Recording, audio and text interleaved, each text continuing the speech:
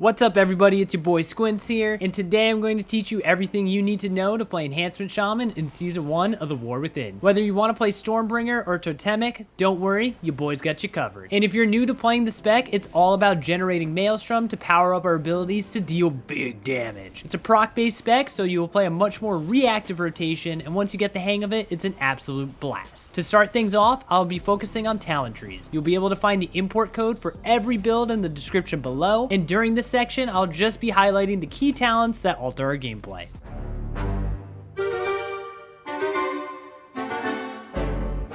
First off, we had two talents removed and moved to baseline skills. Feral Lunge is our new short-range charge, and Wind Fury Totem was removed and replaced with our new raid buff Sky Fury, which gives 2% mastery and Wind Fury weapon to everyone, which is a 20% chance to strike instantly again. In AoE scenarios with consistent 3 or more targets, all builds will take Molten Assault, which makes it so when you strike a target with Lava Lash that has Flame Shock applied, it will spread to 4 nearby targets. Crash Lightning, which deals light AoE damage, and when it hits 2 or more targets, gives us a buff, making our main rotation abilities hit all targets in front of us. Sundering is a line AoE ability that also incapacitates enemies, which interrupts casts. Depending on the hero talents you have selected, you will either play the Fire Nova talent for Stormbringer, which makes all targets with Flame Shock on them erupt and deal AoE damage, while also generating Maelstrom, or you will take the Frost Shock and Hailstorm talents for Totemic, which increases the Frost Shock damage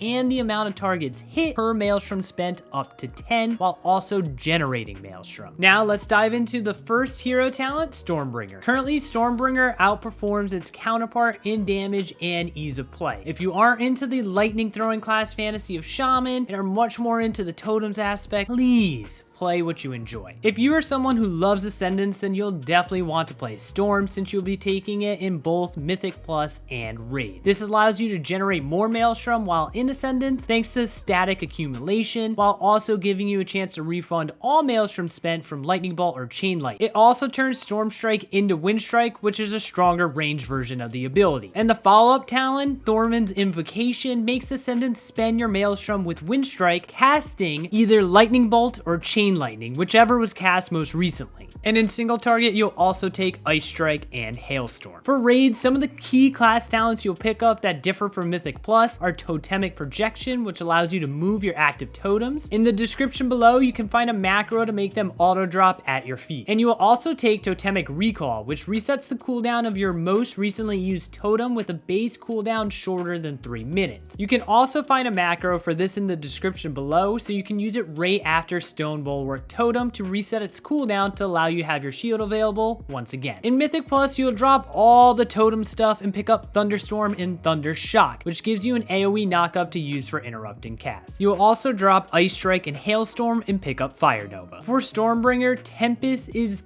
king. For every 40 Maelstrom you spend, your next Lightning Bolt will turn into Tempest, which deals big damage in a small AoE radius around the target. Arc Discharge is for AoE scenarios that makes your next 2 Chain Lightnings instant cast when Tempest hits 2 or more targets. In single target scenarios, you'll swap this to Storm Swell, which gives you 3 Maelstrom whenever Tempest hits a single target. Conductive Energy makes any target hit by your Lightning Bolt or Chain Lightning a Lightning Rod, making them suffer 20% of all the damage you deal with Lightning Bolt or Chain Lightning. You'll see why later. This talent is extremely strong. And our capstone, Awakening Storms, gives your Storm Strike, Lightning Bolt, and Chain Lightning a chance to increase its damage. Every 3 times this happens, you'll gain a free Tempest charge. Everything else in the tree basically just increases the damage or Maelstrom generation we get. Now, Totemic's totem looks cool as hell, and its rate at which it deals damage is increased with the more haste you have. Although it doesn't deal as much damage as Stormbringer, it is still fun to play, but has far more micromanagement since you have to move your totem around and use certain abilities after dropping the totem. The big difference when it comes to the spec talents is Totemic will not be using Ascendance and instead will go further into the Primordial Wave side of the tree, making it so P-Wave generates full Maelstrom, and every target hit by a Lightning Bolt who has Flame Shock on it will give them a haste buff. And on the class side of the tree, tree, the same changes apply here as Stormbringer with one small difference in Mythic Plus. In Raid, you'll take Totemic Projection, allowing you to move your Surging Totem. Once again, you'll take Totemic Recall, which resets the most recent used totem with a shorter than a 3-minute cooldown. This combo is great with Stone Bulwark Totem, allowing us to get our shield back right away. And don't forget, you can find macros for both of these abilities in the description below. In Mythic Plus, you'll keep Totemic Projection to move around your Surging Totem. Instead of having Totemic Recall, you'll swap those talents over to Thunderstorm and Thunder Shock for that AoE knockup. When it comes to the hero talents, our first talent is Surging Totem, which gives us another button to press every 30 seconds. It'll deal AoE damage in a large area. Lively Totem gives Lava Lash a chance to summon a Searing Totem to deal damage to a nearby enemy. Wind Barrier gives a shield anytime we have a totem active. Reactivity makes our Empowered Frost Shock from Hailstorm and Lava Lash make our Searing Totem deal AoE damage. You'll naturally trigger this, so don't worry about hitting these abilities during the 8-second window that Searing Totem is active. The Capstone talent, Whirling Elements, makes Surging Totem buff our next Nature, Fire, or Earth ability. So using Storm Strike right after dropping Surging Totem will deal increased damage and hit one additional nearby target. When it comes to Earth abilities, using either Sundering or Elemental Blast will reduce its cooldown by 12 seconds. And for Fire, it'll increase the damage of your next Lava Lash. Whirling Elements is a key change up to the rotation that will make sure you'll have to use certain abilities to hit all of those whirling buffs. For the most part, you will naturally hit all these, and you'll see those during the rotation portion of the video, and everything else in the tree is just a damage increase to the overall spec.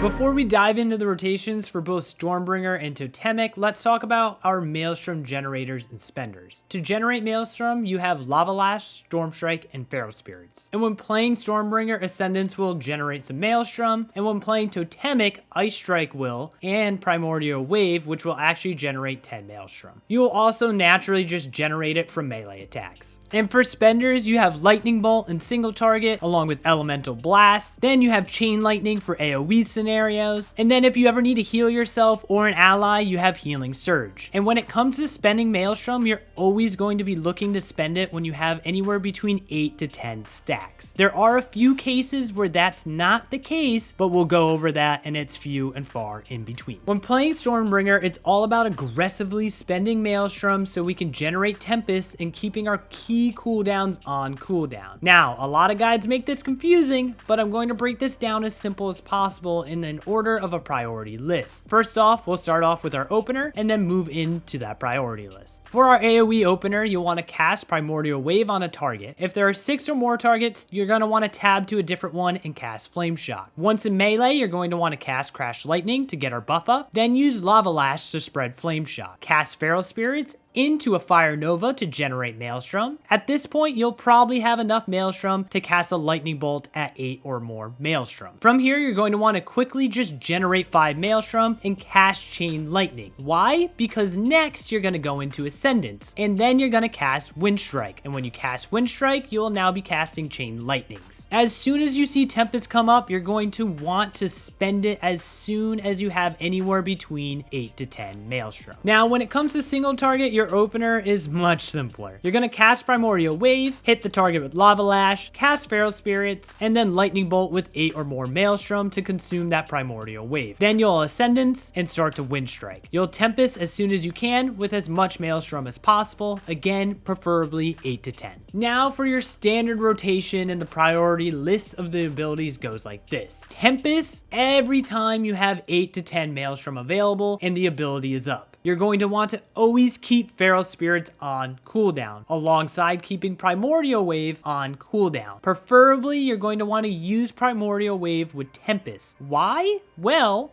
in AoE, you will hit every target with Flame Shock on them with a Lightning Bolt, which is going to apply Lightning Rod to every single target hit. So if you line this up with your Tempest, you'll then have 2 Chain Lightnings ready in the chamber to just blast for big damage all across the field. After Primordial Wave, you're going to want to keep Ascendance on cooldown and make sure you're wind striking as much as you possibly can. You're always going to want to make sure that you prime it with Chain Lightning and AoE and Lightning Bolt in single target. Don't pop Ascendants in Mythic Plus scenarios where trash are around 35% HP, save it for the next pull. Also, hold it for bosses if you're on a pull right before the boss, because it does have a 3-minute cooldown, so just keep track of when you're popping Ascendants and when you kind of need to hold it so you can use it for the bosses. Now, you're going to want to make sure that you always maintain Flame Shock on your target, and in AoE, you're going to want to make sure you're always maintaining that Crash Lightning buff. Spending Maelstrom is the next important thing on Lightning Bolt in single target and Chain Lightning in AoE. Again, you want to spend these with 8 or more Maelstrom. Now, the only time you're not going to spend 8 or more Maelstrom on Chain Lightning is in AoE. And the only time you're going to do it is when you have Arc Discharge from activating our hero talents. So when you have Tempest and you hit 2 or more targets, you're going to get Arc Discharge, which is those 2 free instant cast Chain Lightnings. And these are the only time you just want to cast them with at least 5 Maelstrom. After this, you're going to want to use Fire Nova on cooldown, Lava Lash on cooldown, and in AoE, you're going to want to cycle between targets to apply the debuff so you get increased damage to your Flame Shock. Storm Strike only if Lava Lash is on cooldown. Sundering is at the bottom in AoE. And literally if everything else is on cooldown or you don't have Maelstrom to fill, you can either Frost Shock, Crash Lightning, Flame Shock, or use some utility like Healing Stream Totem. And in single target, we're gonna drop all that AoE shenanigans and replace Fire Nova with Ice Strike and Hailstorm, and that will slot in right after Lava Lash on the priority list. Now, before I show you the opener into the rotation, I wanna highlight the areas to pay attention on my UI. Here's my buffs and where you'll find Tempest and Arc Discharge, my core damage abilities, me Maelstrom, my Crash Lightning buff, here's my DPS with the current gear I have on, just some basic heroic gear, and lastly, all the buttons I am pressing.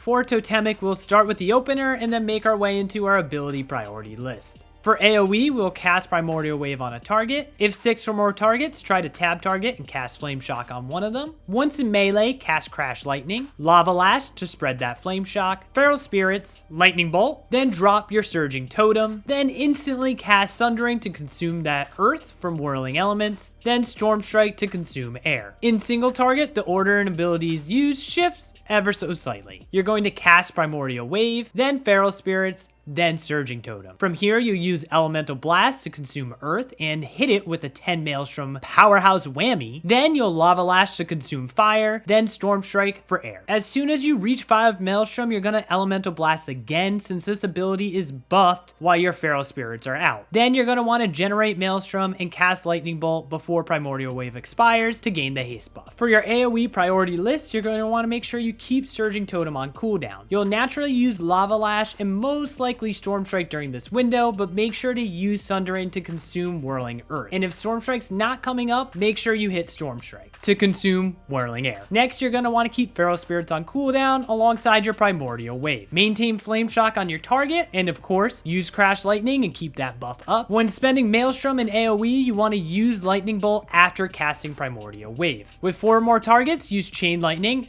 anywhere between 5 and 10 Maelstrom. With 3 or less targets, use Elemental Blast with 10 10 Maelstrom. Lava Lash on cooldown while tab targeting to buff Flame Shock damage. Ice Strike if Lava Lash is on cooldown, followed by a Frost Shock with the Hailstorm buff, then Storm Strike if everything else is on cooldown. And if Storm Strike isn't available or you don't have any Maelstrom, you can fill with either Flame Shock or some utility like Healing Stream Totem. In single target, your priority list and rotation will look a little something like this. Keep Surging Totem on cooldown. You'll naturally use Lava Lash and Elemental Blast during this window, but you may need to cast a Storm Strike before it closes if you don't get to that on the priority list. Keep Feral Spirits on cooldown and Primordial Wave on cooldown followed by a Lightning Bolt. Elemental Blast with 8 to 10 Maelstrom. You ideally want to get 2 Elemental Blasts off while your Feral Spirits are out. If Feral Spirits are not out, only cast this once when you're at 2 stacks. If Feral Spirits are not out and you're at 1 stack, you will use Lightning Bolt with 8 to 10 Maelstrom. Lava Lash on cooldown, Ice Strike if Lava Lash is on cooldown, followed by a Frost Shock with the Hailstorm buff. Then, if everything else is on cooldown, you will Storm Strike unless your Surging Totem is out and you didn't get to this point on the priority list yet, just so you make sure you use that Whirling Air buff. And then literally, if everything else is on cooldown and you have no Maelstrom, you can fill with Flame Shock or some utility like a Healing Stream Totem. Here's the opener into the natural rotation for both AoE and single target.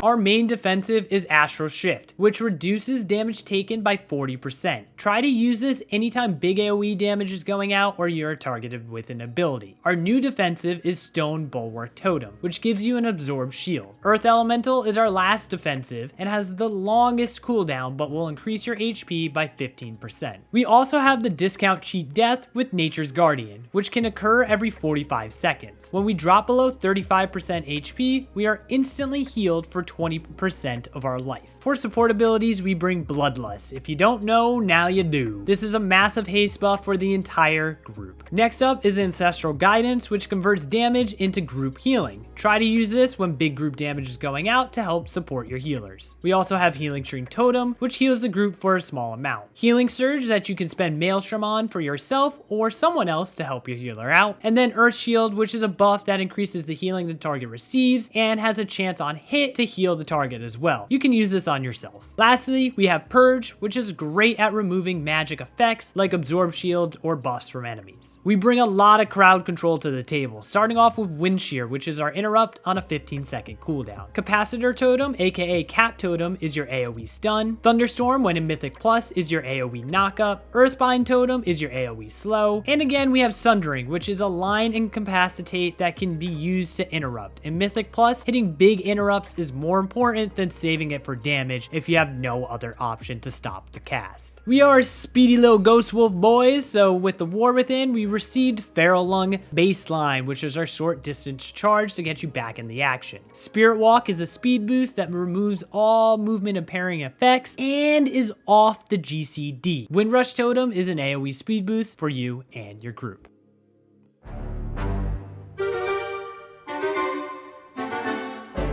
Stats are super simple this expansion, with agility being our strongest of course, so make sure early on you're just prioritizing item level over your secondary stats. Agility, haste, then mastery, and for our third secondary stat, it'll differ slightly with crit for Stormbringer and verse for Totemic. Our tier this season will have minimal impact on how we play, but instead just boost what we're already doing. For our 2-piece, we have Storm Strike, Lava Lash, Ice Strike, and Crash Lightning, deal 15% increased damage. And for our 4-piece, activating Feral Spirit summons 1 extra Feral Spirit.